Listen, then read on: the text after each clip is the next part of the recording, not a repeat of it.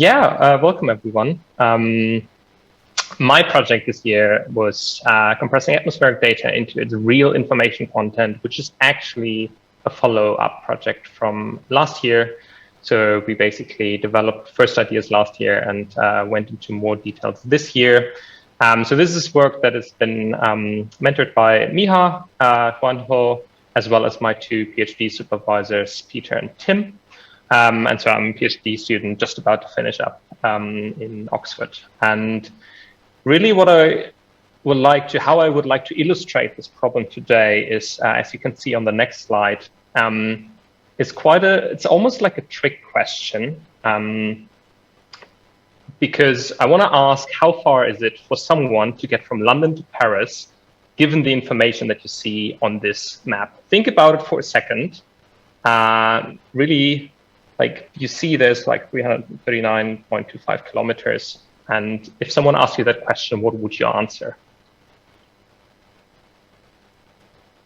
And as you can see, next slide, please.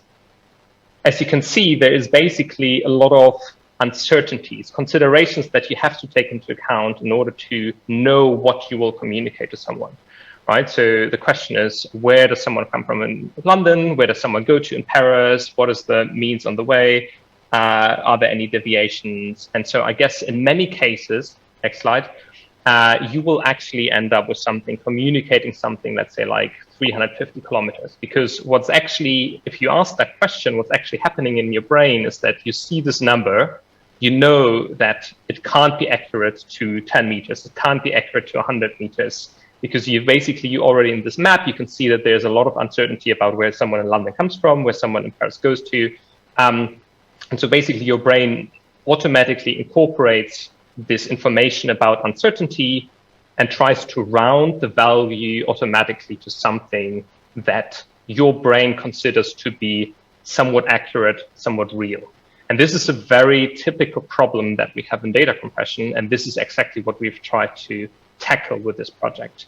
As you see on the next slide, data compression in general is a trade-off. It's a big trade-off because if you have a big data set, you could either say like, okay, let's keep the data set as precise as possible, but then it's going to be really big. You can't necessarily reduce the size as much. If you want to reduce the size, you may end up with something that is not as precise anymore. Or if you've reduced your size, it may take ages to decompress it again, to basically regain what the original information that you started from.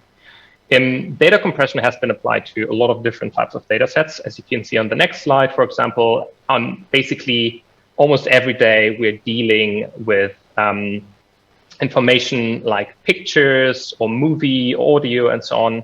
Next slide. And for example, everyone knows JPEG. And the idea behind JPEG is really that you only contain in a picture what's visible. So you basically really cut out the parts that are not visible to the eye. So like, let's say the false information, because you can't perceive it anyway.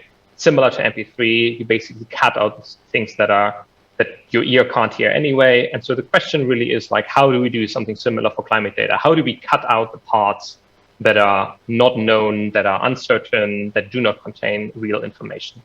And we've applied this to, next slide, to the Copernicus Atmospheric Monitoring Service, CAMS, which includes more than 60 atmospheric variables. So there's things like nitrogen dioxide, ozone, there's sulfate dioxide, there's various different types of aerosols in there. And I've just plotted two examples here on the right that you can see, which contain a lot of different information. So for example, nitrogen dioxide at the surface even contains ship traces, right? So you can see basically where ships have been going from one continent to the other, leaving behind these nitrogen dioxide emissions. And if you go further up in the atmosphere, you can actually see the imprint of the sun. There's a lot of turbulent mixing going on, and so on and so forth. So it's really difficult to estimate what actually are the uncertainties in these data sets. And we basically wanted to tackle this and try to find a way to estimate these uncertainties.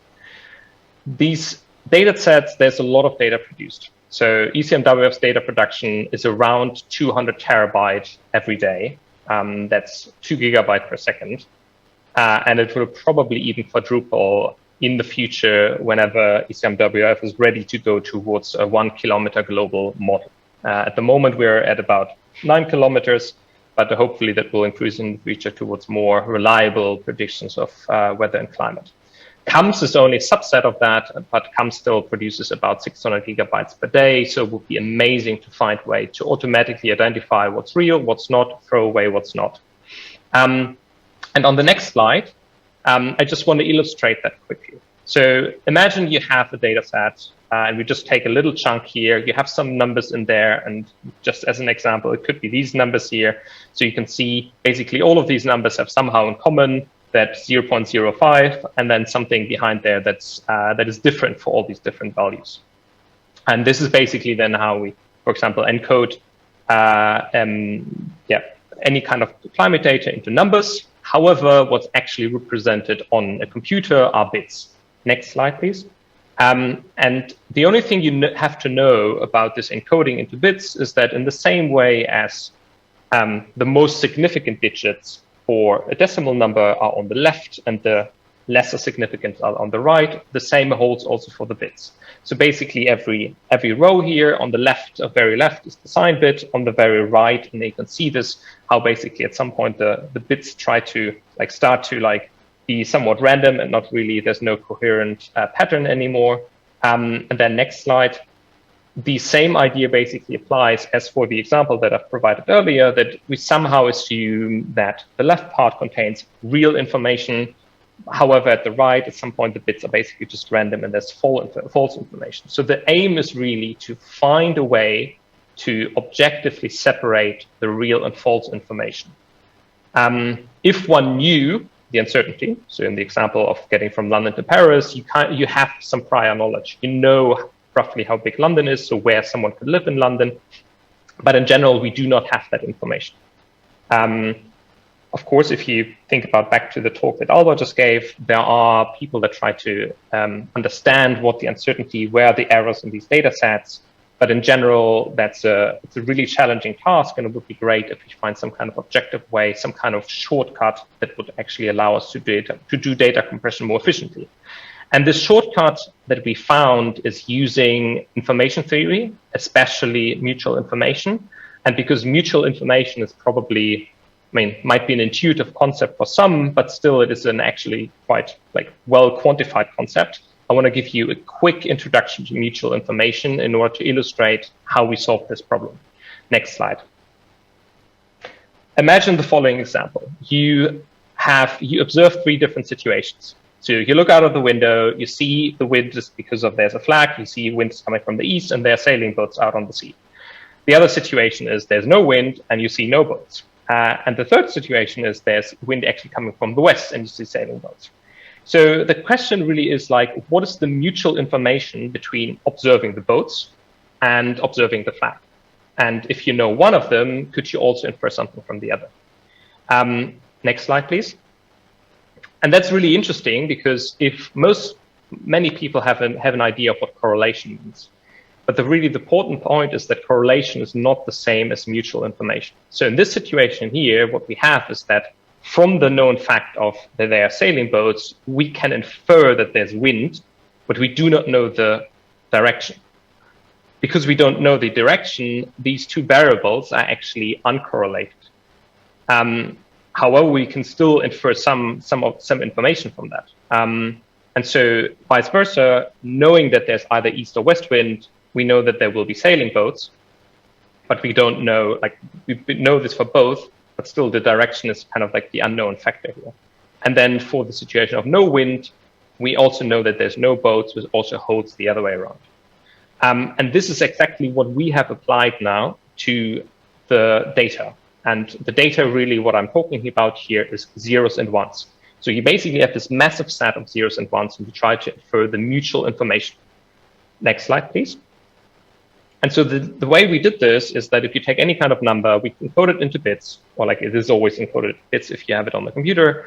And what you do is basically you try to estimate the mutual information. So how much can one bit tell you about the next bit? And next can mean in any kind of spatial or temporal dimension. What can this bit tell you about the other one? And if there is some mutual information, even if it's really, really small, then we define this as real information. And whenever the bits are completely unrelated, so there's no mutual information, we define this as false information. And this is basically what's shown here in this graph, that the bits that are used to encode this are basically then just like a split, and we basically get, for every bit, we get an information content somewhere between 0 and 1, whereas 1 is then the maximum information you can have. And once you have this distribution of information, you can basically just find a threshold here. And this threshold then, for example, here would just tell you these are the bits that do not contain the real information. So ideally, you would round them, and rounding again, and basically in the same way as you did for the London-Paris example, we apply this rounding, set the trailing bits to 0, and basically only have to encode what's real and can throw away the rest. If we apply this to the whole CAMPS data set, as you can see on the next slide, this gives us quite an interesting picture. Interesting because on the x-axis now you have the different bits, and on the y-axis you have all the different variables that are in CAMPS. And this is interesting because the first thing you can see is the required precision for every variable is generally different.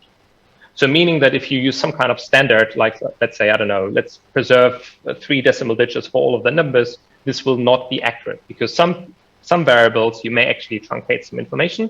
For other variables, you will encode much more information than there is actually in the data set. And so the idea is really to have the compression methods that automatically adjusts to the number of real informations that there are in the bits. And this is basically what we've done, as you can see on the next slide.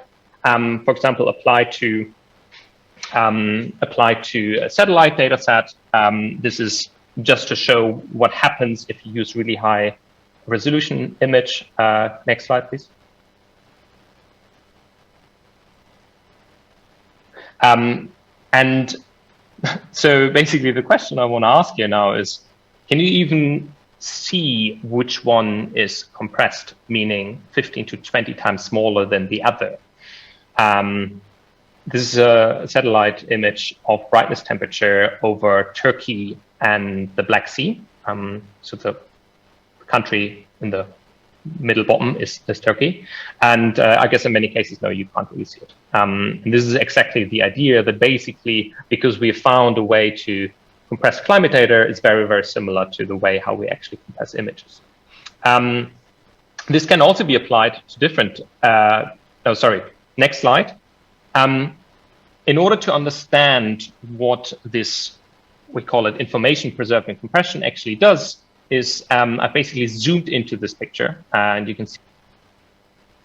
And the situation now that we have is that in the bottom left panel, at the top left panel, you can see there's a lot of like grid scale noise. So this is basically noise that is picked up by the satellite, is not really fully accurate.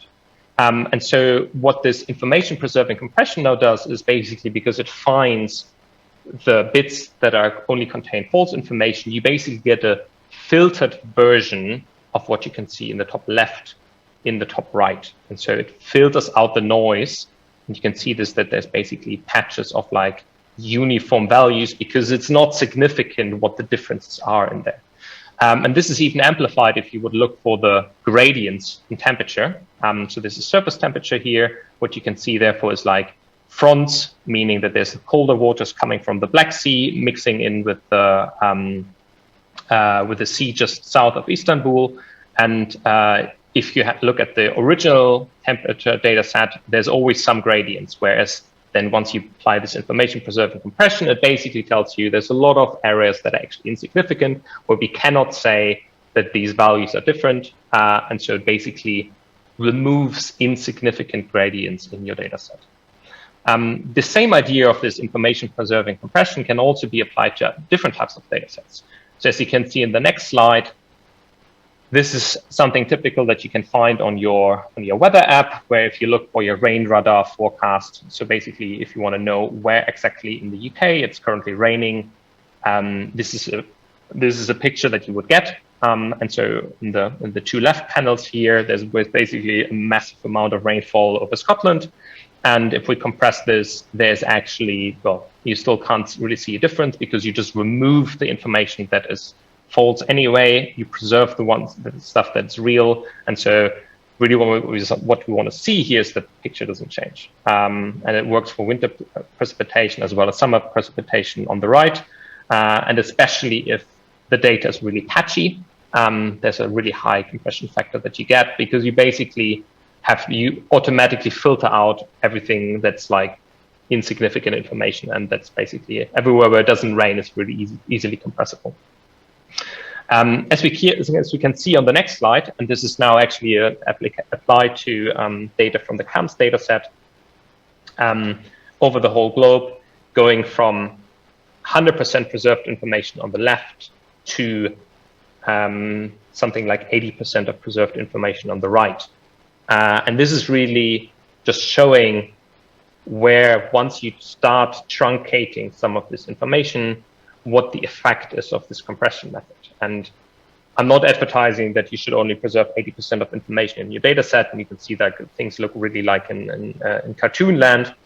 But it basically shows you that you can easily preserve something like 100 or 99% of information without actually sacrificing any of the real information in the data set. However, and this is the little numbers on top of the preserved information, the compression factor, you can see how the compression factor suddenly increases once you start losing your preserved information. And so usually the values that we aim for is something like 99% preserved information, and then you get often compression factors of 40, meaning that your data set is suddenly 40 times smaller, or you can store 40 times as many data sets with the same space available. Yeah, and so this was a great project that I really enjoyed working on. There's still some details to be solved.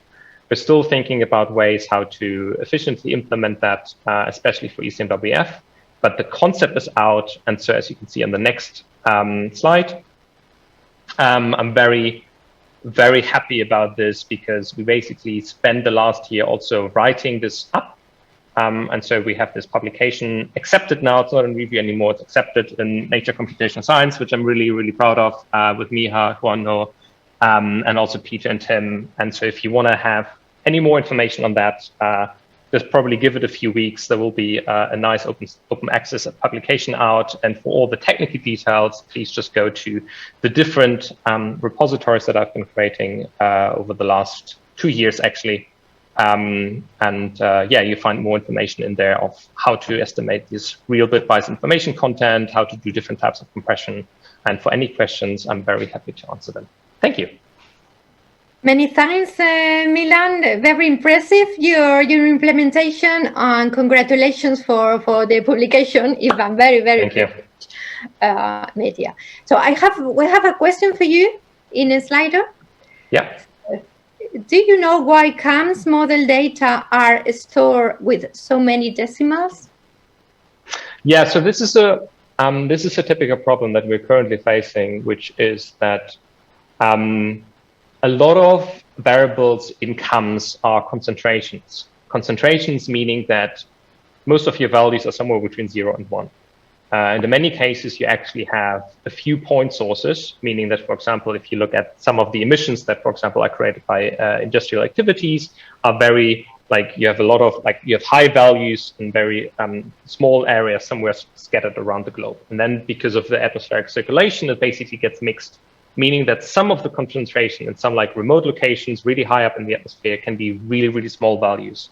And so in order to not sacrifice any accuracy on these very, very small values, as a default, and this has probably been started years ago, people have decided, okay, in order to not sacrifice any accuracy, we'll just go for something high, because we don't know yet. And this was basically the start point where we started, because we wanted to know, is there less accuracy, less precision that we can go for? Where can we actually sacrifice the precision? Where's the precision not real? Where does the precision, additional precision, where does that not contain information? And this is why we came up with this information theory approach. Many thanks.